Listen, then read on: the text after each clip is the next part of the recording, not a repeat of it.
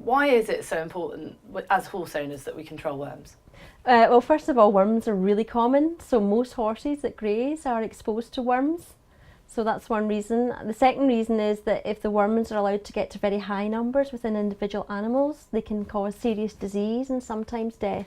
What can happen to a horse with worms? Well, most horses carry a small burden of worms, so they're healthy and they're like this and you wouldn't know they had any worms, whereas some horses, if they have a very high burden, and when I mean a high burden I mean several million worms per horse, then they can get usually intestinal disease such as weight loss, diarrhoea and colic. This was a case that presented at the veterinary school a couple of years ago, a young horse that came in with weight loss and other clinical signs, and basically she had a really high burden of the small redworm.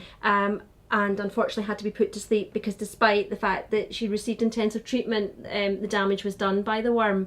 And when she was post-mortemed, what we found were, I think, in excess of 3 million worms within her large intestinal wall. So Jenny, each dot here represents a small redworm larva emerging from the intestine or ensconced in the intestine. And basically the damage that's caused by the worms themselves and the reaction to those worms makes the large intestine like a big leaky tea bag, and that's where you get the really severe weight loss, a term that we call edema, where the horse can become swollen because its plasma protein levels are low, and diarrhoea.